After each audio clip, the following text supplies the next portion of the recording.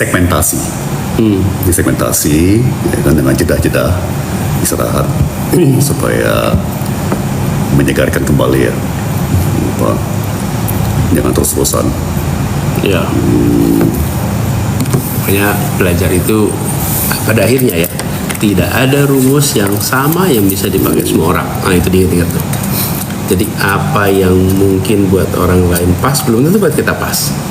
Kita harus cari ritme yang paling pas untuk kita sendiri. Ya. Pak Anies kacamata udah baru kah? Ya udah baru pas habis kejadian. Jadi begitu kejadian rusak. Jadi Tom, I don't know if you noticed. I didn't notice the new glasses, but I saw the story. Yeah. It was, new, but the same style. Iya, makanya Sama. Oke, lihat nih.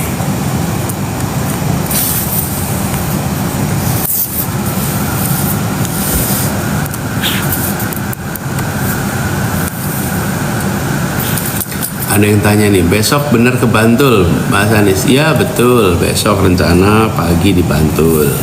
Sebenarnya besok itu harusnya ada acara Desak Anies di Jogja. Nah, tapi tempatnya udah dapat izin, jadi barusan tadi dapat kabar. Rupanya izinnya dicabut. Jadi udah dapat surat izin dari pengelola, sound lagi dipasang, tapi tengah-tengah proses persiapan buat besok ditelepon izin dicabut.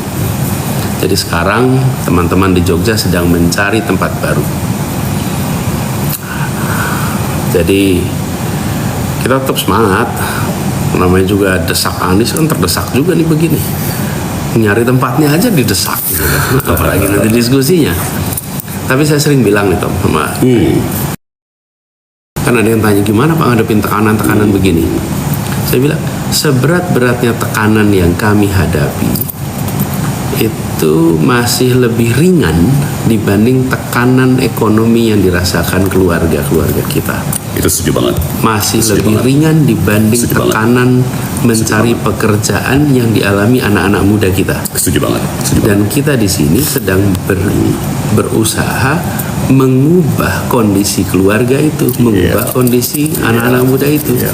Jadi kalau untuk melakukan perubahan itu kita harus menghadapi tekanan, ya kita hadapi.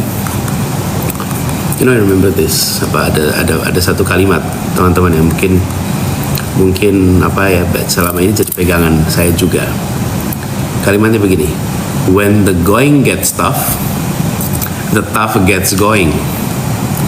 Ketika perjalanan kita menghadapi tantangan, maka yang menantang akan siap untuk melewatinya. Gitu kira-kira, itu cuma bebasnya ya. When the going gets tough, ketika perjalanan menjadi penuh tantangan, maka the tough balik gets going. Maka yang tangguh, yang ulet akan jalan terus. Jadi kita ingin bahwa nantinya perjuangan atau usaha kita ini akan membuahkan hasil Indonesia yang kembali merasakan kebebasan, di mana kegiatan-kegiatan bisa berjalan tanpa pelarangan-pelarangan. Kita semua ini orang-orang yang mencintai Indonesia. Kita semua orang-orang yang ingin Indonesia lebih baik. Mungkin saja pikiran, gagasan, ada perbedaan. Tetapi itu semua adalah kecil dibandingkan kecintaan kita pada Indonesia. Justru kita bisa diskusi, bisa tukar pikiran. Gitulah. Jadi kita pengen jaga sama-sama itu. Dan memang ini Tom, saya ini beberapa hari ke depannya akan padat. Iya, luar biasa. Jadi besok 23 di Jogja, lalu 24 di Cilacap dan Brebes, lalu tanggal 25 di Ternate, 27 Banda Aceh, Pekanbaru, 28 di Bandung dan Purwakarta. Lalu tanggal 30 di Tegal, 31 di Pamekasan dan Bangkalan, Madura, tanggal 1 di Padang Sidempuan dan Deli Serdang, tanggal 5 di Manado dan Kota Mobagu di Sulawesi Utara, terus di Semarang, tanggal 6 di Mataram, NTB, tanggal 6 di Makassar, jadi Mataram dan Makassar, tanggal 7 di Pontianak sama Samarinda, tanggal 8 Cianjur sama Garut, tanggal 9 Pasuruan, tanggal 10 di JIS. Betul. Penutupan. Jadi kampanye. minggu depan itu rata-rata 2 kota sehari.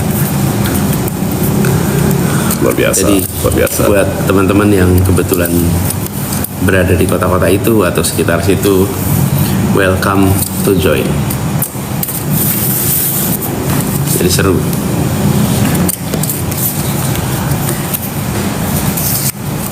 Kita coba lihat lagi ya, ini apa lagi? Bah, Om Tom ngasih wejangan, waduh hilang, ngasih wejangan. Ini apa nih? Nikah dulu atau mapan dulu? Oh, pertanyaan itu ya? You're fast. Kebetulan aja lagi lihat. Oke, Tom, apa jawabnya tuh kalau ada yang tanya gitu? Nikah dulu atau mapan dulu? Nikah dulu. Serius. Bagi saya sih jelas banget ya. Tidak ada momen, tidak ada saat yang tanda kutip sempurna untuk menikah. Ya.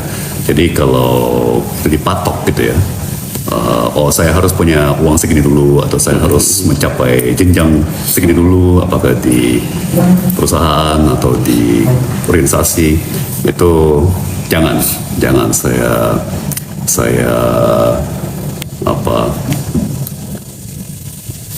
kalau nasihat saya sih, kalau merasa sudah menemui jodoh yang benar-benar tepat, terjang udah. Iya, saya juga merasa begitu. Gini, pertama definisi mapan. Kapan mapan itu terjadi? Betul sekali. Ya kan, Betul sekali. kita Very sekarang true. merasa Betul. kita merasa udah mapan, lihat orang lain, wih ternyata saya belum mapan. Betul, Ini terus itu. Betul. Jadi ketika sudah menemukan pasangan yang menurut kita pas, bismillah. Mulai hidup bersama dan bangun kemapanan itu bersama. Nah, itu betul. Jadi nanti tidak ada istilah suami perjuangan, istri perjuangan, sama suami sukses dan istri sukses. Karena masa perjuangan dan masa sukses dikerjain sama-sama. Betul, dan jauh lebih enteng.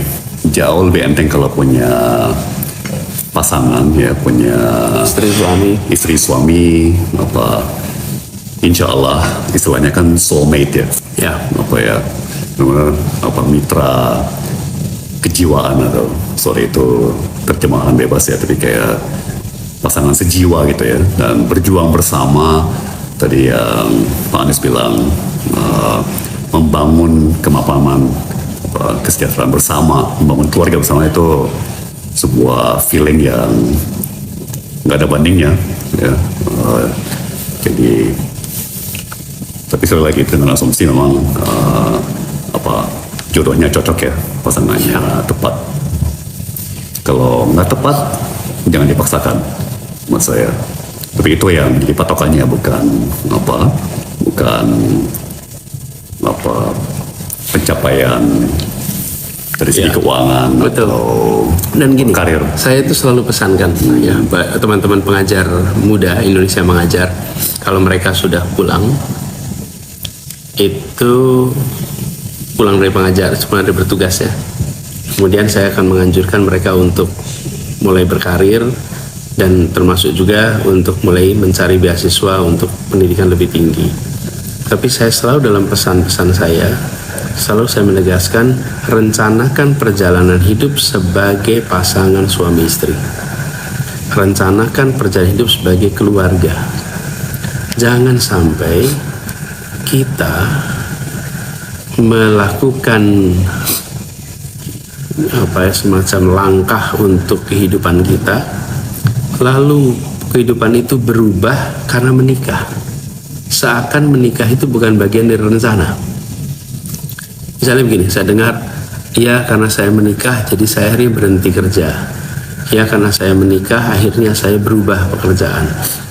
Jadi menikah itu harus memudahkan hidup, bukan menikah malah menyulitkan hidup.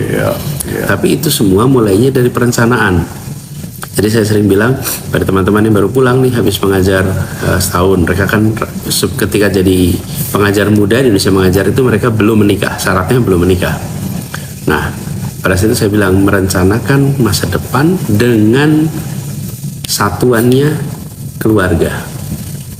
Jadi saya setuju yang dibilang sama Tom tadi, bahwa menikah dulu, habis itu bangun bersama-sama, sehingga nanti insya Allah keberhasilannya adalah keberhasilan bersama, kebahagiaannya juga bersama, dan insya Allah berkah gitu ya. Lagi nih kita lihat lagi ya.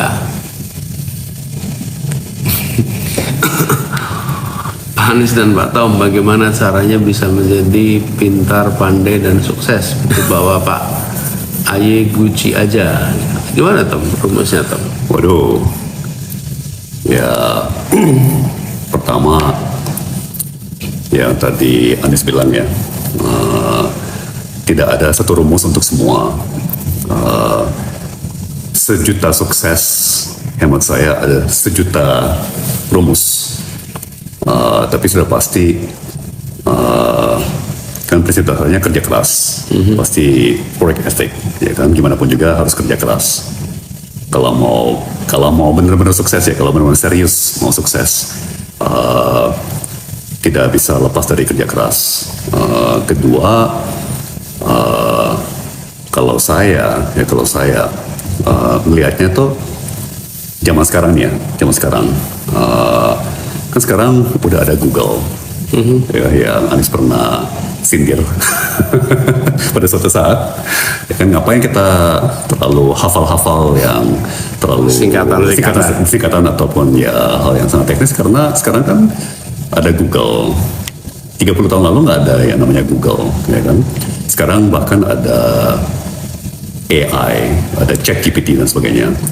Yang menjadi penting atau menjadi semakin penting itu soft skill. Dan soft skill seperti kemampuan berkomunikasi,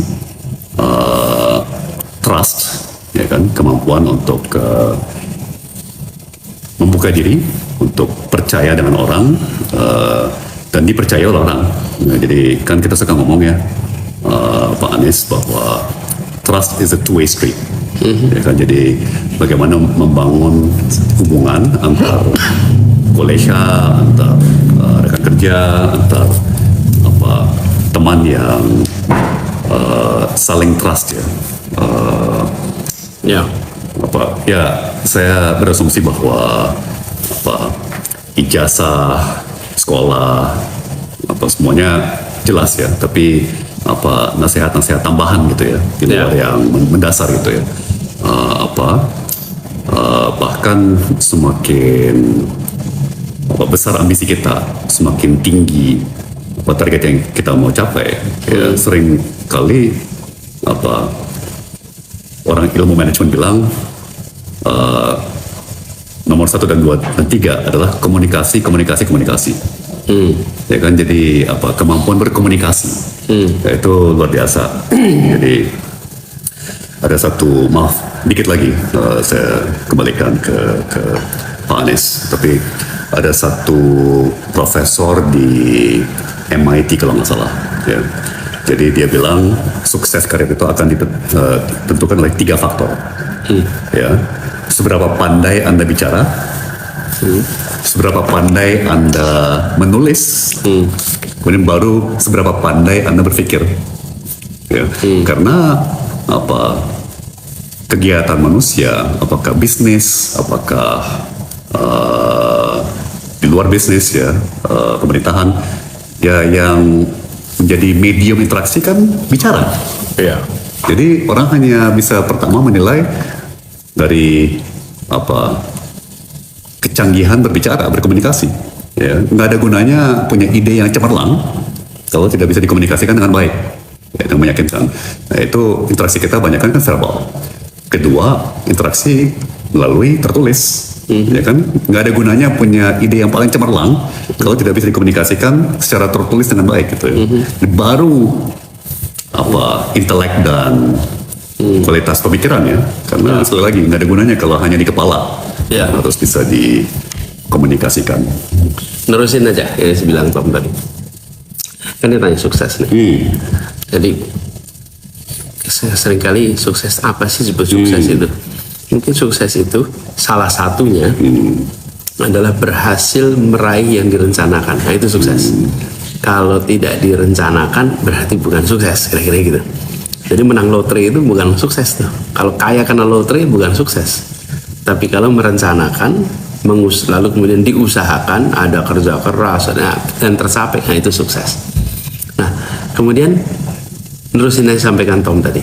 Jadi bagi saya, kita, Tom, dan lain-lain, yang penting itu tadi disampaikan, membuat kita ini punya kesiapan.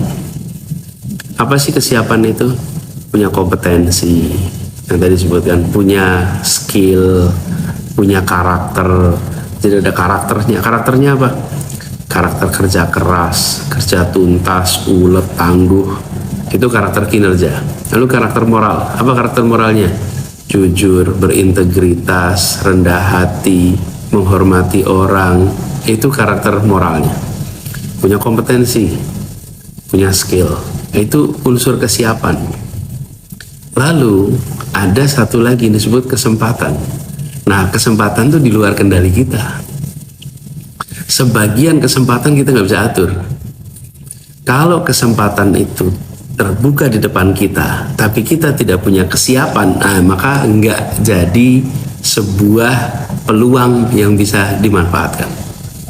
Karena kita tidak punya kesiapan. Di sisi lain, kalau punya kesiapan nggak ketemu kesempatan, nah itu bisa bikin frustasi juga tuh. Tapi begitu kita punya kesiapan, begitu ada kesempatan terbuka. Terus tadi ada yang tanya di situ, saya lupa tadi namanya siapa. Karena kan Tom cerita soal trust. Kita tanya, how to build trust? Trust itu kalau boleh saya komentar, minimal unsurnya ada 3. Apa yang membuat seseorang itu dipercaya? Nomor 1, dia punya kompetensi. Kalau tidak punya kompetensi, nggak dipercaya. Misalnya nih, ada yang mau datang ke saya, atau gini, Tom saya boleh nggak pinjam mobilnya? Saya ngomong ke Tom. Tom pasti tanya, Anies bisa nyetir nggak? Udah berapa tahun nyetirnya? Ya, punya SIM nggak? Bisa nyetir nggak? Nomor 1 ditanya kompetensi. Saya kompeten nggak? Kalau saya nggak punya kompetensi, dia nggak akan percayakan itu kuncinya ke saya. Karena saya nggak punya kompetensi. Jadi nomor 1 untuk bisa dapat trust harus ada kompetensi. Terus yang kedua, yang buat orang itu dipercaya apa? Kalau berintegritas, integrity. Dengan ada integrity, maka saya akan tahu yang dia katakan adalah yang dia perbuat. Itu utuh. Yang dia pikirkan adalah yang dia katakan dan yang dia perbuat. Itu integritas. Unsur ketiga adalah intimasi, kedekatan. Kalau kompeten, berintegritas, nggak ada kedekatan, bangun trust itu sulit. Nah, jadi 3 pembentuknya: kompetensi, integritas, sama kedekatan. Lalu apa yang membuat trust itu turun? Yang membuat trust itu turun apa? Self-interest. Self-interest. Jadi kalau punya self-interest, itu pasti akan ngalamin masalah tuh. Karena self-interest itu yang mengurangi. Jadi kalau saya buatkan rumus nih, buat rumus ya, itu kompetensi tambah integritas tambah kedekatan, kemudian minus self-interest atau Selfish. kepentingan pribadi. Iya. Nah, So ini true. saya terus di So kertas true. nih. Mudah-mudahan kebaca. Ini gimana bacanya? Kita gini. Jadi trust itu sama dengan kompetensi Plus kompetensi plus integritas plus kedekatan minus self interest. Nah, kalau orang self interestnya besar sekali, maka nilai trustnya tuh tergerus. Kompetensinya tinggi, integritasnya tinggi, kedekatannya, tapi self interestnya tinggi. Oh, turun tuh angkanya. Tapi nol juga nggak mungkin self interest itu nol. Bersimbang aja. Nah, self interest itu harus bisa sejalan dengan public interest. Kalau self interest sejalan public interest, maka you're good. Jadi ini kira-kira pembahasan soal trust dan pembahasan soal sukses. Tonton udah malam. Kita bisa ngobrol terus pasti. Kita bisa terusin sampai malam. Tapi besok kita harus ada kegiatan. Saya besok berangkat ke Jogja.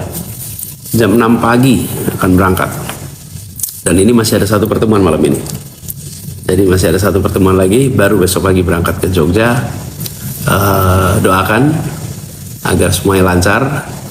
Dan sebelum kita akhiri, mungkin Tom, do you wanna say a few words, last remark before we ended our live session at TikTok? Ya, terima kasih semua pertanyaan-pertanyaannya, teman-teman juga waktunya, perhatiannya, kita sudah memasuki periode kampanye terbuka, ya, dan kayaknya debat capres makin seru ya, makin intens, makin seru, dan cuma tinggal satu debat lagi ya, yang terakhir. Jadi kayaknya udah saatnya ya bersiap-siap untuk memproses semua yang kita saksikan dalam kampanye, ya kan, dalam proses pemilu, dan semakin dekat ya saatnya untuk menentukan pilihan. Masih ada waktu, tapi ya terima kasih atas sikap partisipatif ya dalam pesta demokrasi ini ya, yang memang begitu penting dalam menentukan masa depan. Dan kayaknya yang ini bagi saya ya historis, bukan cuma karena keadaan dalam negeri, tapi juga keadaan internasional ya. Ini memang tahun-tahun yang begitu menentukan dari berbagai sisi, mulai dari krisis iklim sampai kondisi geopolitik. Jadi siapa yang menjadi pemimpin Indonesia tahun ini akan punya dampak besar sekali ya pada nasib dunia dan kawasannya. Insya Allah mudah-mudahan terjadi perubahan. Dan buat teman-teman semua yang sekarang sedang bersama-sama di live TikTok ini, terima kasih sudah ikut. Terima kasih sudah ikut mendengarkan, terima kasih sudah ikut hadir. Dan apapun yang sedang dikerjakan, kerjakanlah dengan cara yang terbaik, dengan hasil yang terbaik yang kita bisa. Yang udah dikerjakan disyukuri, yang belum dikerjakan dipersiapkan untuk dikerjakan. Ini adalah awal tahun akhir kemarin kita bikin komitmen untuk punya capaian-capaian, pastikan on the right track. Kemudian jangan lupa, kalau boleh berusul, bagi yang masih bersama orang tua di rumah, selalu jadikan kesempatan untuk bersama dengan orang tua prioritas. Yang jauh dari orang tua, doakan orang tuanya. Dan buat orang tua ikut mendengarkan, doakan anaknya. Jadi perasaan kebersamaan dengan keluarga terus dijaga. Insya Allah dengan keluarga yang saling peduli, dekat, maka kehangatan itu akan tercermin dalam ketenangan dalam keseharian. Tenang menghadapi pekerjaan, tenang saat belajar. Kenapa? Karena di keluarganya juga tenang. Itu kita bangun sama-sama. Doakan teman-teman, berjalan 2 minggu ke depan saya akan banyak keliling. Mudah-mudahan nanti kalau malam kita sempat live lagi. Oke, Tom, kita akhiri di sini. Terima kasih buat Terima semua. kasih semuanya. Salam hangat, salam hormat. Sampai jumpa di live TikTok berikutnya ya. Thank you. Assalamualaikum. Terima kasih. Assalamualaikum. Selamat malam semua. Oh, Si geser sini dulu kali. oh ini dia. Ini sip. Ini selalu kecil, selalu mencetnya lama, kan?